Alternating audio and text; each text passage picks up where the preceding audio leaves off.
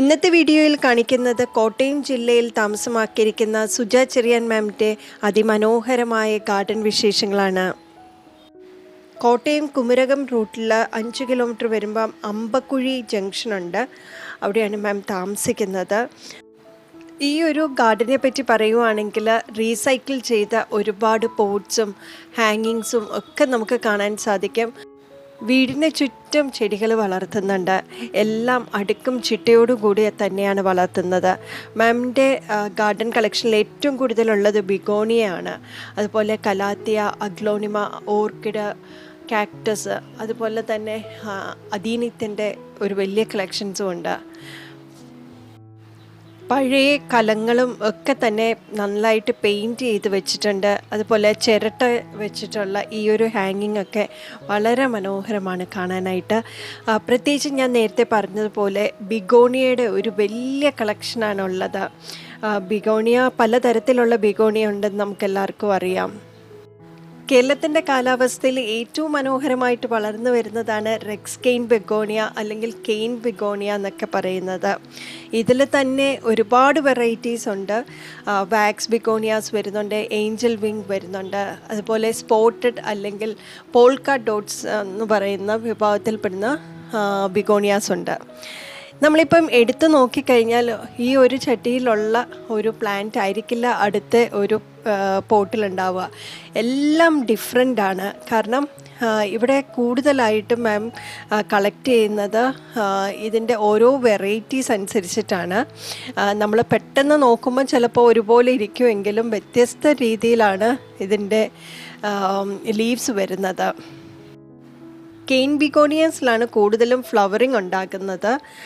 എന്നിരുന്നാൽ തന്നെയും റെക്സിൽ ഉണ്ടാവുമെങ്കിലും അത്രയും മനോഹരം അതിൻ്റെ ലീവ്സിൽ തന്നെയാണ്. റെക്സ് ബിഗോണിയയുടെ ലീവ്സിന് നല്ല കട്ടിയും അതുപോലെ തന്നെ കുറച്ച് പരുപരുക്കനായിരിക്കും. പക്ഷേ റെക്സ് ബിഗോണിയയുടെ ലീവ്സ് വെച്ചിട്ടാണ് നമ്മൾ പ്രൊപ്പഗേറ്റ് ചെയ്തെടുക്കുന്നത്. ഒരു ലീഫിൽ നിന്ന് തന്നെ നമുക്ക് 5ഉം 6ഉം തൈകൾ ഉണ്ടാക്കാം എന്നതാണ് ഇതിൻ്റെ പ്രത്യേകത. ഒരു ലീഫ് എടുത്തു കഴിഞ്ഞാൽ നമ്മളതിൻ്റെ ആ ലീഫിൻ്റെ ബാക്ക് സൈഡിൽ നോക്കിക്കഴിഞ്ഞാൽ അതിൻ്റെ അകത്ത് വെയിൻസ് പോകുന്ന കാണാം. ആ വെയിൻസ് അനുസരിച്ച് നമ്മൾ കട്ട് ചെയ്ത് നമ്മൾ സാധാരണ ഒരു ചെറിയ പോട്ടിൽ അതിൻ്റെ അകത്ത് നമ്മുടെ സാധാരണ തൊടിയിലൊക്കെ കിട്ടുന്ന മണൽ പോലത്തെ മണ്ണ് ഉപയോഗിച്ചിട്ടാണ് വേണം നമ്മൾ നടാനായിട്ട്. അങ്ങനെ നട്ട് കഴിഞ്ഞാൽ അതിൻ്റെ അകത്ത് പ്രത്യേകിച്ച് വേറെ ജൈവവളങ്ങളോ ഒന്നും കൊടുക്കേണ്ട ആവശ്യമില്ല ആ ഒരു സമയത്ത്. അങ്ങനെ ജൈവവളങ്ങളൊക്കെ കൊടുത്തുള്ള ഒരു പോട്ടിംഗ് മിക്സ് ആണെങ്കിൽ പെട്ടെന്ന് ചീത്തയാവാനുള്ള ചാൻസ് കൂടുതലാണ്. അപ്പോൾ ഈ രീതിയിൽ ഒന്ന് നിങ്ങൾ വെച്ച് നോക്കുക. ചെറിയൊരു പോട്ടിൽ സാധാരണ മണ്ണും മണലും കൂടെ ചേർന്ന രീതിയിലുള്ള ആ ഒരു പോട്ടിംഗ് മിക്സ് തയ്യാറാക്കി അതിലേക്ക് ഈ ഒരു ലീഫ് 5ഉം 6ഉമായിട്ട് കട്ട് ചെയ്ത് വെക്കുക. ഒരു 2 ആഴ്ചയ്ക്കുള്ളിൽ തന്നെ നമുക്ക് കാണാൻ സാധിക്കും അതിൻ്റെ അകത്തുനിന്ന് റൂട്ട്സ് വരുന്നത്. അങ്ങനെ നമുക്ക് 5ഉം 6ഉം തൈകൾ ഉണ്ടാക്കിയെടുക്കാൻ സാധിക്കും. വളരെ മനോഹരമായിട്ടുള്ള ലീവ്സാണ്. ഒന്നുമായിട്ട് നമുക്ക് താരതമ്യപ്പെടുത്താൻ പറ്റില്ല, അത്ര മനോഹരമാണ്. പിന്നെ ഈ ബുഷിയായിട്ട് നിൽക്കുന്നത് തീർച്ചയായിട്ടും നമ്മൾ കൊടുക്കുന്ന കെയറാണ്. ആ കെയറിനനുസരിച്ചാണ് ഇത്ര മനോഹരമായിട്ട് നിൽക്കുന്നത്. പിന്നെ ഈ ഒരു ചെറിയ പോട്ടിൽ നിന്നും നമ്മൾ തൈകളൊക്കെ ആയി 2-3 ലീവ്സും ആയി കഴിയുമ്പോൾ നമുക്ക് വലിയ പോട്ടിലേക്ക് ഇത് മാറ്റാം. ആ സമയത്ത് നമുക്ക് വളങ്ങൾ ഇട്ട് കൊടുക്കാം. നമുക്ക് എല്ലുപൊടിയോ അല്ലെങ്കിൽ അതിൻ്റെ കൂടെ തന്നെ ചാണകപ്പൊടിയും കൂടെ ഇട്ട് കൊടുത്തിട്ട് നമുക്ക് ആ പോട്ടിംഗ് മിക്സ് തയ്യാറാക്കാം. പിന്നെ സൺലൈറ്റ് ഒരുപാട് വെയിലുള്ള ഭാഗത്ത് വെക്കണ്ട. എപ്പോഴും ഇൻഡയറക്റ്റ് സൺലൈറ്റ് വേണം, പക്ഷേ ഒരു ഷെയ്ഡിനോട് ചേർന്ന് ഉള്ള ഭാഗത്ത് വെക്കുവാണെങ്കിൽ വളരെ നല്ല ഭംഗിയായിട്ട് നിൽക്കും. ഒരുപാട് വെയിൽ കൂടിക്കഴിഞ്ഞാലും ഇതിൻ്റെ ഇലകളുടെ അറ്റം എല്ലാം കരിയാൻ ചാൻസ് കൂടുതലാണ്. ബിഗോണിയയും കലാത്തിയും അഗ്ലോണിമയും ഓർക്കിഡും കാക്ടസും ഒക്കെ സെയിലിനുള്ളതാണ്. അപ്പം ഈ ഒരു വീഡിയോയിൽ നിങ്ങൾക്ക് ഇഷ്ടപ്പെട്ട പ്ലാന്റ്സ് ഉണ്ടെങ്കിൽ തീർച്ചയായിട്ടും മാമിനെ കോൺടാക്റ്റ് ചെയ്യാം. കോൺടാക്റ്റ് നമ്പർ ഞാൻ ഡിസ്ക്രിപ്ഷൻ ബോക്സിൽ കൊടുക്കുന്നതാണ്. ഇവിടുത്തെ ഗാർഡൻ്റെ ഒരു പ്രത്യേകത നല്ല നീറ്റായിട്ട് വെച്ചിരിക്കുന്നു. അതുപോലെ തന്നെ പെബിൾസൊക്കെ വെച്ചിട്ട് നല്ല രീതിയിൽ ഇത് അറേഞ്ച് ചെയ്തിട്ടുണ്ട്. ചെടികളെ അത്രമേൽ സ്നേഹിക്കുന്നത് കൊണ്ടാണ് ഓരോ ചെടിയും ഇത്ര മനോഹരമായിട്ട് നിൽക്കുന്നത്. ഇപ്പം പ്ലാന്റ്സിൻ്റെ കാര്യം നോക്കിക്കഴിഞ്ഞാൽ എല്ലാ തരത്തിലുള്ള പ്ലാന്റ്സും, ഫോളിയേജ് പ്ലാന്റ്സ് മാത്രമല്ല ഫ്ലവറിങ് പ്ലാന്റ്സും നട്ടിട്ടുണ്ട്. ഇതിപ്പോൾ ഈ കാണുന്നത് ആ ഒരു പോട്ടിൽ തന്നെ PVC പൈപ്പ് വെച്ചത് കാരണം നല്ല രീതിയിൽ അത് നിൽക്കുന്നുണ്ട്. ഇത് ഉണങ്ങിപ്പോയ ഒരു പേരമരത്തിൻ്റെ കമ്പയിലാണ് ഈ പോട്ട്സ് എല്ലാം വെച്ചിരിക്കുന്നത്.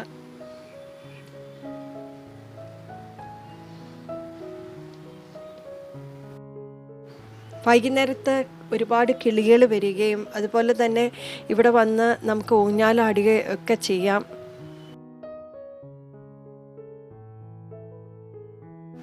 ഈ കാണുന്നത് ടെറാക്കോട്ടയുടെ ടവർ പോട്ട്സ് ആണ്. ഇത് ഓർക്കിഡ്സിന് വേണ്ടിയിട്ടുള്ളതാണ്. ഒരുപാട് ഹോൾസ് ഒക്കെ ഇട്ടിട്ടുണ്ട് അതിൽ. ഓർക്കിഡ്സിന് എപ്പോഴും ടെറാക്കോട്ട പോട്ട്സൊക്കെയാണ് കൂടുതൽ നല്ലത്. ഇവിടെ കുറേ മണി പ്ലാന്റ്സും അതുപോലെ തന്നെ ഓർക്കിഡ്സും വെച്ചിട്ടുണ്ട്. ഓർക്കിഡ്സ് ഒരുപാട് വെറൈറ്റീസിലുള്ളതുണ്ട്. പൂക്കൾ ഇപ്പം വന്നിട്ട് കുറവാണ്. അതുപോലെ തന്നെ ഇടയ്ക്ക് ഒന്ന് മഴ പെയ്തത് കാരണം ബൊഗെയിൻവില്ലയുടെ ആണെങ്കിലും ഓർക്കിഡ്സ് പല ഫ്ലവറിങ് പ്ലാന്റ്സിൽ നിന്നും ഫ്ലവേഴ്സൊക്കെ പോയിട്ടുണ്ട്.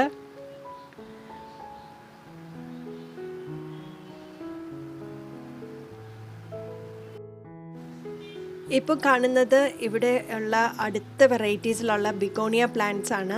ബിഗോണിയ മാത്രമല്ല കേട്ടോ, ഒരുപാട് പ്ലാന്റ്സ് നമുക്ക് കാണാനുണ്ട്.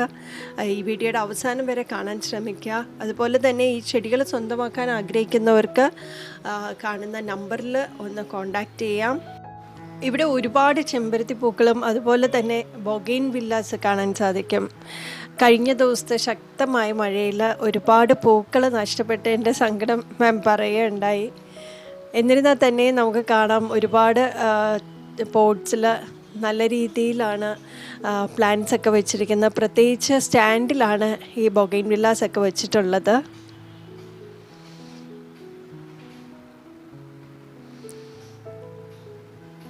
ബൊഗെയിൻവില്ലയ്ക്ക് വളമായിട്ട് കൊടുക്കുന്നത് എല്ലുപൊടി, അതുപോലെ തന്നെ ചാണകപ്പൊടി, മണ്ണ്, മണൽ, വേപ്പിൻ പിണ്ണാക്ക്, ഇത്രയുമാണ് പോട്ടിംഗ് മിക്സ് ആയിട്ട് തയ്യാറാക്കുന്നത്. ഇതിൻ്റെ കൂടാതെ 15 ദിവസം കൂടുമ്പോഴത്തേക്ക് NPK സ്പ്രേ ചെയ്ത് കൊടുക്കാറുണ്ട്.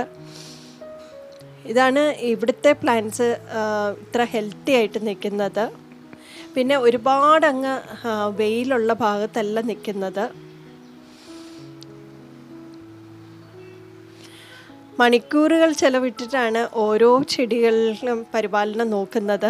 പ്രത്യേകിച്ച് ഓർക്കിഡ്സ് ഒക്കെ ആണെങ്കിലും അത് പൂത്ത് നിൽക്കുന്ന കാണാനായിട്ട് വളരെ ഭംഗിയാണ്. കുറച്ച് ഏറെ ദിവസം അത് നിൽക്കുകയും ചെയ്യും. ഓർക്കിഡ്സിൻ്റെ ഒക്കെ തൈകൾ എല്ലാം ഇപ്പോൾ റെഡിയാണ്. ഇപ്പോൾ നിങ്ങൾക്ക് പ്ലാന്റ്സ് സ്വന്തമാക്കണം എന്നുണ്ടെങ്കിൽ നിങ്ങൾക്ക് കോൺടാക്റ്റ് നമ്പർ ഞാൻ ഡിസ്ക്രിപ്ഷൻ ബോക്സിൽ കൊടുക്കുന്നതാണ്.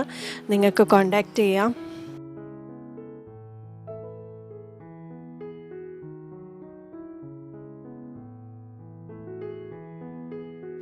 ഈ കാണുന്ന പ്ലാന്റിൻ്റെ പേരാണ് കലേഡിയം ലിൻഡനി എന്ന് പറഞ്ഞിട്ടുള്ളത്. ഇതിൻ്റെ ഓരോ ലീവ്സ് കാണാൻ നല്ല ഭംഗിയാണ്. അതിൻ്റെ അകത്തെ വേരിയേഷൻസ് ഒക്കെ കാണാൻ വളരെ ഭംഗിയായിട്ട്, കാരണം നമുക്ക് ഈ ഒരു പ്ലാന്റ് മതി ഒരു കോർണർ കവർ ചെയ്യാനായിട്ട്. ഈ കാണുന്നത് ട്രീ ഫിലോഡെൻഡ്രോൺ എന്ന് അറിയപ്പെടുന്ന ഒരു പ്ലാന്റാണ്. നല്ല പോലെ ലീവ്സ് ഉണ്ടാവുകയും നല്ല ബുഷിയായിട്ടാണ് വരുന്നത്. അതിൻ്റെ ലീവ്സിനൊക്കെ നല്ല പ്രത്യേകതകളുള്ളതാണ്. മാം ഇവിടെ ഗാർഡനിൽ കൂടുതലായിട്ടും വൈറ്റും ബ്ലാക്കും പോട്ട്സാണ് മിക്സ് ചെയ്ത് വെച്ചിരിക്കുന്നത്. ഇതെല്ലാം സെയിലിനുള്ള പ്ലാന്റ്സാണ്. കഴിഞ്ഞ ദിവസം പല വെറൈറ്റീസിലുള്ള ഡിഫറെൻറ്റ് വെറൈറ്റീസിലുള്ള ഫേൺസിനെ പറ്റിയും ഒരു വീഡിയോ ഇട്ടിട്ടുണ്ടായിരുന്നു. കാണാത്തവരുണ്ടെങ്കിൽ ഡിസ്ക്രിപ്ഷൻ ബോക്സിൽ നോക്കിക്കഴിഞ്ഞാൽ അതിൻ്റെ ലിങ്ക് കിട്ടും. ഇവിടെ മാം ഫേൺസ് വളർത്തുന്നുണ്ട്.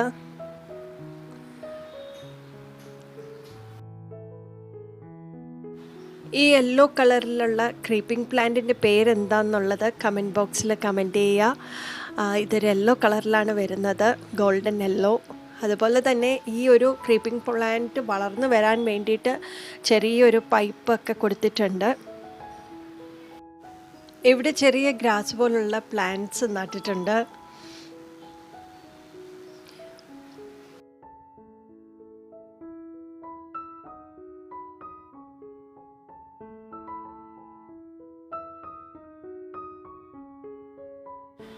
ഈ കാണുന്ന ബിഗോണിയസ് എല്ലാം സെയിലിനുള്ളതാണ്.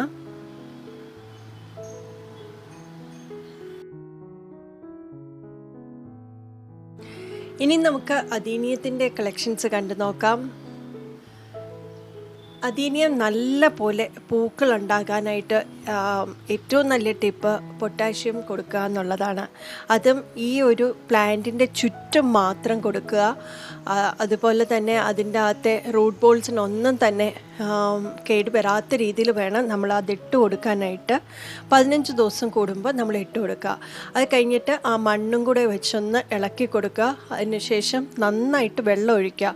2-3 ദിവസം അടുപ്പിച്ച് അതിന് ചുറ്റും വെള്ളം കൊടുക്കുക. ഒരു കാരണവശാലും എല്ലാ ദിവസവും അദീനത്തിന് വെള്ളം കൊടുക്കേണ്ട ആവശ്യമില്ല. ഇപ്പോൾ ഈ പൊട്ടാഷ്യം കൊടുക്കുന്ന സമയത്ത് മാത്രം മതി. അതിന് ശേഷം 2-3 ദിവസത്തിന് ശേഷം പിന്നെ നമുക്ക് 3-4 ദിവസം കൂടുമ്പോൾ മാത്രം ഒഴിച്ചു കൊടുത്താൽ മതി. പ്രത്യേകം ശ്രദ്ധിക്കേണ്ടത് അദീനത്തിൻ്റെ പോട്ട് അടഞ്ഞിട്ടുണ്ട്. നമ്മുടെ താഴെ നോക്കിക്കഴിഞ്ഞാൽ ഡ്രെയിനേജൊക്കെ പ്രോപ്പറാണോ നോക്കണം. കാരണം വെള്ളം കെട്ടി നിന്ന് കഴിഞ്ഞാൽ പെട്ടെന്ന് ചീത്തയായി പോകുന്ന ചെടിയും കൂടെയാണ്. അതുകൊണ്ട് ആ ഒരു കാര്യം പ്രത്യേകം ശ്രദ്ധിക്കണം. അതുപോലെ തന്നെ 7-8 മണിക്കൂർ നല്ല പോലെ വെയിലുണ്ടെങ്കിൽ മാത്രമേ നല്ല രീതിയിൽ പൂക്കൾ തരത്തുള്ളൂ. അതുപോലെ പ്രോപ്പറായിട്ട് പ്രൂൺ ചെയ്യണം. ഓഗസ്റ്റ് മാസമൊക്കെ ആകുമ്പോഴാണ് പ്രൂണിങ്ങിന് ഏറ്റവും നല്ല സമയം. മഴക്കാലത്തും മഞ്ഞുകാലത്തും ഒക്കെ പ്രൂൺ ചെയ്ത് കഴിഞ്ഞാൽ മുരടിച്ച പോലെ നിൽക്കുന്നതായിരിക്കും. ഇത് മാമിൻ്റെ ബിഗോണിയയുടെ അടുത്ത കളക്ഷൻസാണ്. ഇതെല്ലാം സെയിലിന് തന്നെ വെച്ചിരിക്കുന്നതാണ്.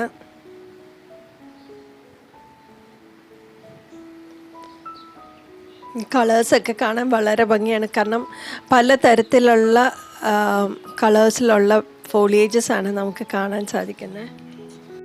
ഇതിനൊപ്പം തന്നെ കോളിയസ് പ്ലാന്റ്സും വെച്ചിട്ടുണ്ട്. കോളിയസ് വന്നിട്ട് പല കളേഴ്സിലുള്ളതുണ്ട്. നമുക്ക് ശരിക്കും ഈ പ്ലാന്റ്സൊക്കെ നമുക്ക് വാങ്ങിച്ചു കൊണ്ട് നടുകയൊക്കെ ചെയ്യാം. പക്ഷെ ഇത്ര ഹെൽത്തി ആയിട്ട് നിൽക്കണമെങ്കിൽ അതിന് പ്രോപ്പറായിട്ടുള്ള കെയർ വേണം. കെയർ ഉണ്ടെങ്കിൽ മാത്രമേ ഇത്രയും ഭംഗിയായിട്ട് ഓരോ പ്ലാന്റ്സും നിൽക്കത്തുള്ളൂ.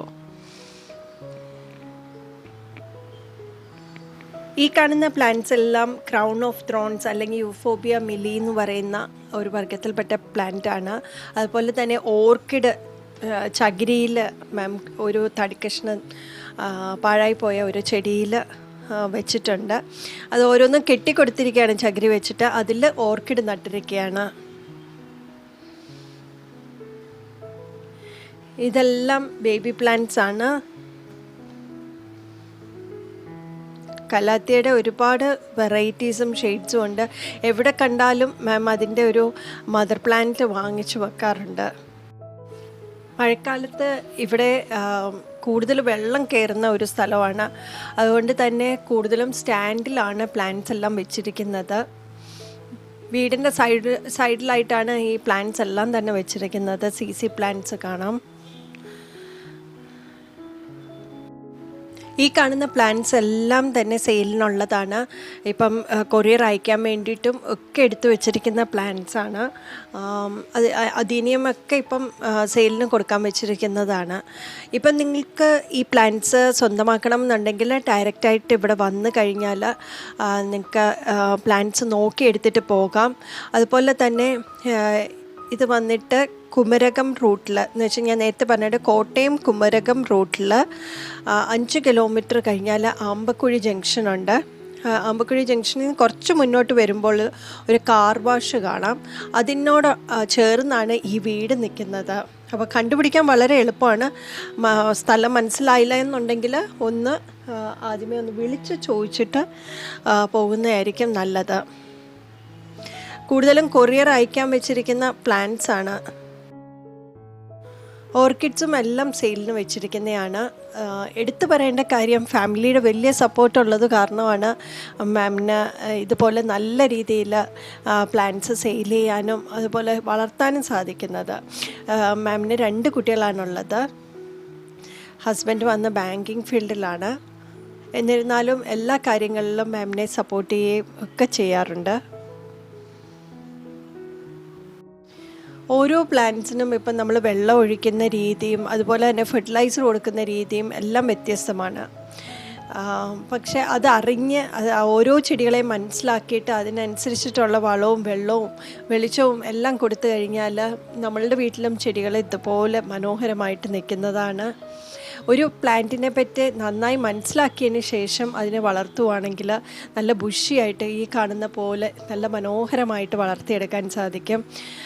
നമ്മൾ പ്രത്യേകിച്ച് നമ്മളൊരു പ്ലാന്റ് നേഴ്സറിയിൽ ചെന്ന് നമ്മൾ പ്ലാന്റ് വാങ്ങിക്കുന്നതിന് മുമ്പായിട്ട് അവരോട് അതിൻ്റെ കെയറിങ് ഒന്ന് ചോദിക്കുക. ഇല്ലാന്നുണ്ടെങ്കിൽ നമുക്ക് ഇൻ്റർനെറ്റിൽ ഒന്ന് സെർച്ച് ചെയ്ത് നോക്കുക. ആ ഒരു പ്ലാന്റിനെ പറ്റിയുള്ള എല്ലാ കാര്യങ്ങളും മനസ്സിലാക്കിയിട്ട് വെള്ളം ഒഴിക്കുകയാണെങ്കിലും, അല്ലെങ്കിൽ സൺലൈറ്റ് എത്രത്തോളം വേണം, അല്ലെങ്കിൽ ഫെർട്ടിലൈസർ എത്രത്തോളം വേണം എന്നൊക്കെ നമ്മൾ മനസ്സിലാക്കാൻ.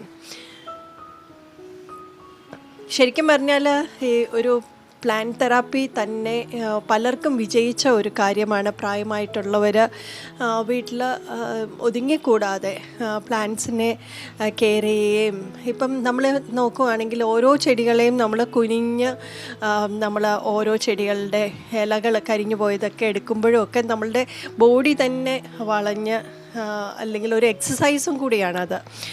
കൈയും കാലും എല്ലാം നമ്മൾ ആ ഒരു സമയത്ത് നന്നായിട്ട് നോക്കും. പിന്നെ ഇതൊക്കെ നമുക്ക് ഇഷ്ടമുള്ളൊരു ഫീൽഡാണെങ്കിൽ നമ്മളുടെ ശാരീരിക പ്രശ്നങ്ങൾ പോലും നമ്മൾ മറന്ന് അതിലേക്ക് വരാറുണ്ട്. ശരിക്കും പ്ലാന്റ് തെറാപ്പി പലർക്കും നല്ല രീതിയിൽ ജീവിതം മുന്നോട്ട് കൊണ്ടുപോകാൻ കഴിയുന്നുണ്ട്. സുഖമില്ലാത്തവർക്ക് പോലും വളരെ ഈസി ആയിട്ട് നമ്മുടെ ഗാർഡനിൽ കുറച്ച് പ്ലാന്റ്സൊക്കെ വളർത്തുവാണെങ്കിൽ നമ്മൾ നടക്കുകയും ഒക്കെ ചെയ്യാൻ ഒരു പ്രചോദനം കിട്ടുന്നതാണ്. സത്യം പറഞ്ഞാൽ സുജ മാമിനെ പോലുള്ളവർ സമൂഹത്തിൽ മറ്റുള്ളവർക്കൊരു മാതൃകയും കൂടെയാണ്. നമുക്കിനിയും നല്ലൊരു വീഡിയോയിൽ അടുത്ത പ്രാവശ്യം കാണാം. അതുവരേക്കും ബൈ. ഈ വീഡിയോ ഇഷ്ടമായെങ്കിൽ കമൻറ്റ് ബോക്സിൽ കമൻറ്റ് ചെയ്യുക. അതുപോലെ തന്നെ പ്ലാന്റ് ലവേഴ്സ് ആയിട്ടുള്ള മറ്റുള്ളവർക്ക് ഇത് ഷെയർ ചെയ്യാനും ഈ വീഡിയോ ലൈക്ക് ചെയ്യാനും മറക്കരുത്. ബൈ.